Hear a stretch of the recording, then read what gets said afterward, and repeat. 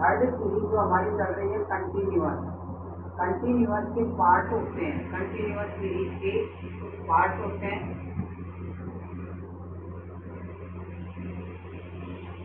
सबसे पहला जो पार्ट होता है इसका एक्सक्लूसिव सीरीज। एक्सक्लूसिव सीरीज इसके अंतर्गत हमारा जो नियम होता है वो क्या होता है कि जो क्लासें होती हैं वो क्लासें लोअर लिमिट और अपर लिमिट में डिवाइड रहती हैं। जैसे 0 to 10, 10 to 20, 20 to 30, इस तरह फ्रीक्वेंसी आपके पास कुछ भी हो सकती है, जैसे 1 2 3। तो हमें कैसे पता चले कि वो एक्सक्लूसिव सीरीज है? जो गिवन सीरीज की क्लासें हैं उनकी अपर लिमिट जो दी गई है वही अपर लिमिट नेक्स्ट क्लास की लोअर लिमिट होगी। ठीक है, ईच क्लास में सेम कंडीशन चलेगी और इनका क्लास इंटरवल भी इक्वल चलेगा।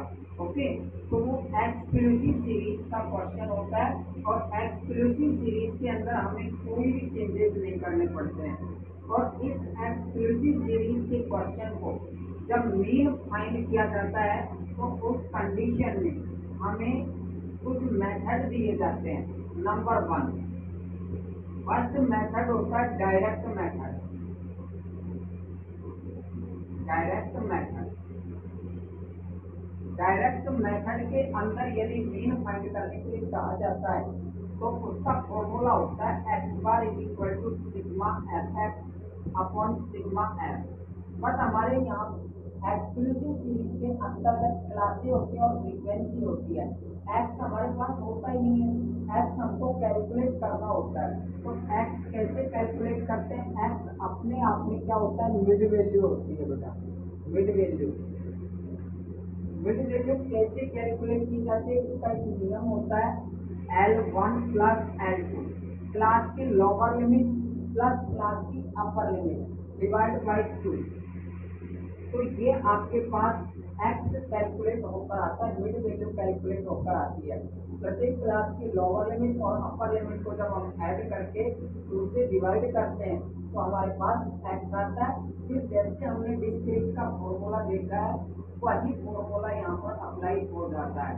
ठीक है, नेक्स्ट मेथड इसमें आता है बेटा शॉर्टकट मेथड, जिसको हम अज्यूम मीन मेथड भी कहते हैं। Assume mean method, assume mean method. Assume mean method के अंतर्गत आपका फॉर्मूला क्या होता है? X bar is equal to A plus sigma F D upon sigma F. ये फॉर्मूला होता है बेटा।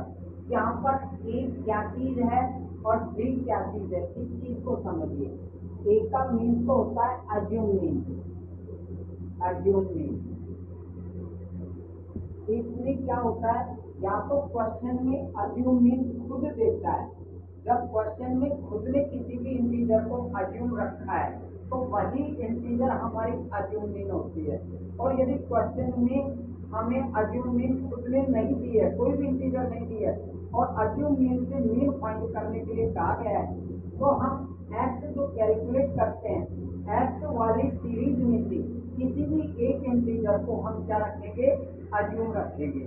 ओके, और डी कैलकुलेट कैसे होता है बेटा? इसमें जो हमारे पास एक्स सीरीज होती है उसमें से अज्यूम मीन को सब्ट्रैक्ट कर दिया जाता है तो वह हमारे पास डेविएशन आ जाता है। डी और डेविएशन होता है। ठीक है, तो डेविएशन को फ्रीक्वेंसी को जो मल्टीप्लाई करें और उनका sum of product of frequency and deviation divide by sum of frequency, और इसके सॉल्यूशन में अज्यूम मीन को प्लस कर दिया जाता है। तो अज्यूम मीन मेथड के द्वारा हमारे पास मीन फाइंड होकर आ जाता है।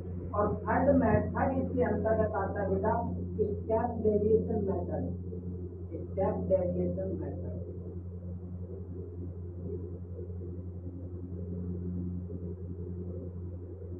स्टेप डेविएशन मेथड का इस बार आपके बोर्ड में क्वेश्चन भी आया था।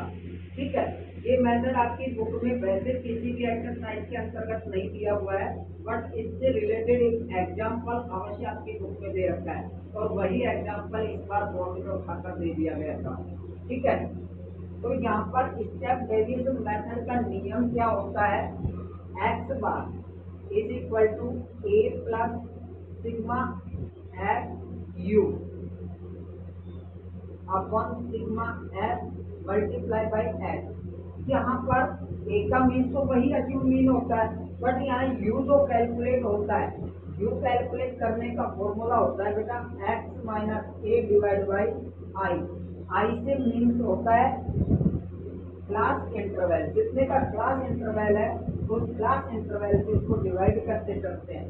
एच का मीन्स होता है क्लास इंटरवल, क्लास इंटरवल। ठीक है, ये मीन फाइंड करने के 3 मेथड हैं, जिससे भी आपसे मीन पूछा जा रहा है जिस भी मेथड से, उसी मेथड को अप्लाई करना है।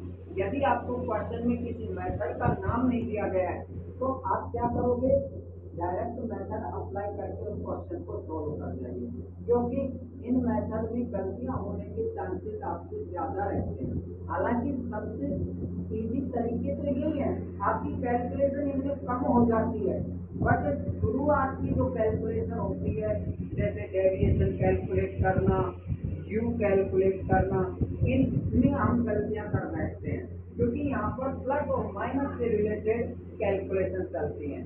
ठीक है ना, तो अगर आपसे किसी मेथड के बारे में कहा गया है तब तो आप उस क्वेश्चन को उसी मेथड से करोगे।